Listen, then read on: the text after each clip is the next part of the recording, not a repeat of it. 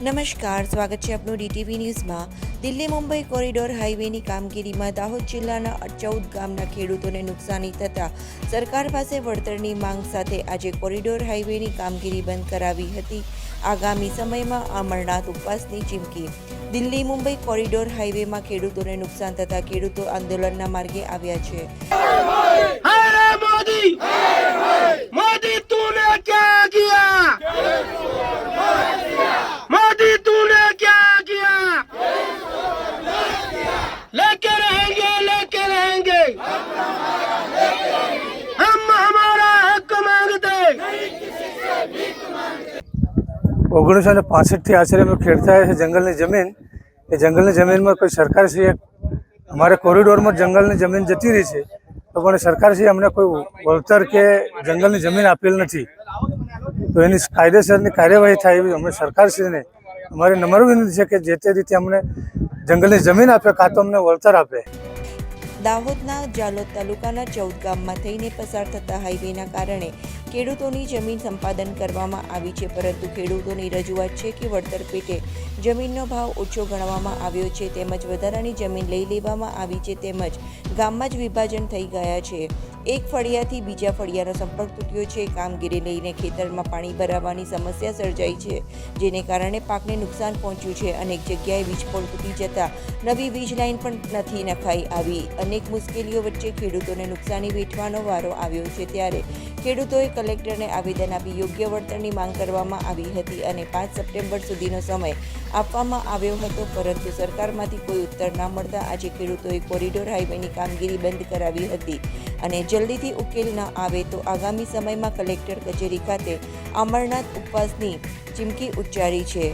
જાલોદ તાલુકાની વસ્તી ગામમાં આજે ખેડૂતોએ કામગીરી અટકાવતા પોલીસનો ચુસ્ત બંદોબસ્ત પણ ખડકી દેવામાં આવ્યો હતો। હાલ ખેડૂતો તેમની માંગને લઈને આક્રમક મૂડમાં જોવા મળી રહ્યા છે અને આગામી સમયમાં ઉગ્ર આંદોલનની ચીમકી ઉચ્ચારી છે। હું બાબોર કડકિયાભાઈ માનસિંહભાઈ ગામ વસ્તીનો રહી છું।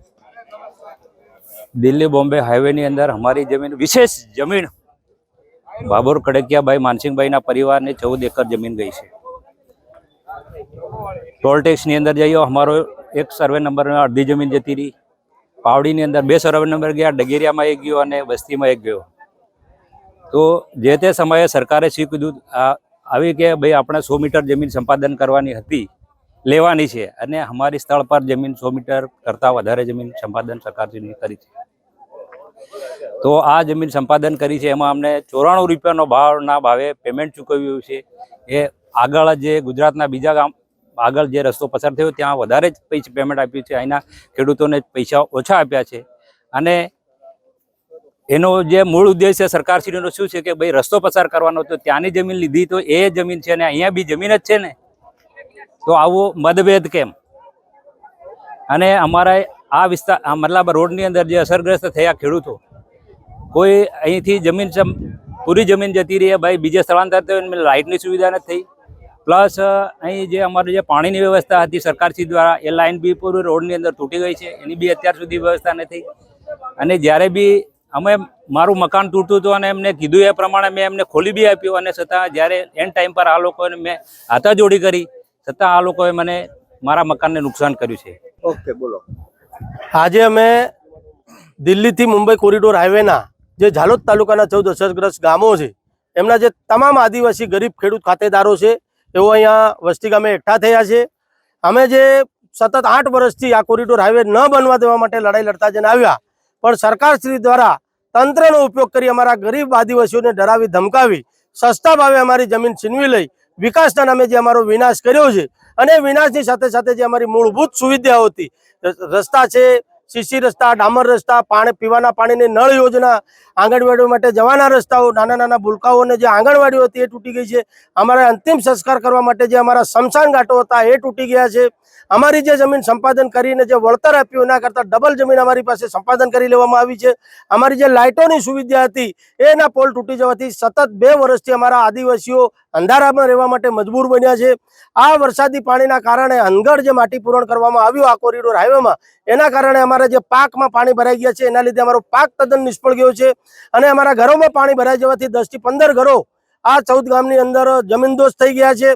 સાથે સાથે અમારા દિલ્હી બોમ્બે આ હાઈવેની અંદર જે 14 ગામો છે એમાં જે 1997 ની અંદર સરકારશ્રી દ્વારા જે જંગલની જમીન ખેડતા હતા એમને સનદ આપવામાં આવેલ હતી, પરંતુ 7, 12, 8 ની અંદર આજ સુધી એ ખેડૂતોનું નામ દાખલ ન થવાના કારણે એ લોકોની જે જીવાદોરી સમાન જે જમીન છે આ કોરિડોર હાઈવેની અંદર છીનવાઈ ગઈ છે.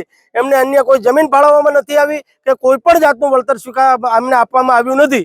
જેથી કરીને અમે તારીખ 22 રોજ જિલ્લા કલેક્ટરશ્રીને આવેદનપત્ર આપ્યું હતું અને આવેદનપત્રની સાથે અમે કીધું હતું કે તારીખ 5 સપ્ટેમ્બર સુધી જે અમારી મૂળભૂત સુવિધાઓ તમે છીનવી લીધી છે એ મુહૈયા નહીં કરાવશો તો તારીખ 6 સપ્ટેમ્બરના રોજ 14 ગામોના ખેડૂત ખાતેદારો અમે એકઠા થઈ આ 14 ગામોમાં ચાલતું કોરિડોર હાઈવેનું કામ અટકાવીશું.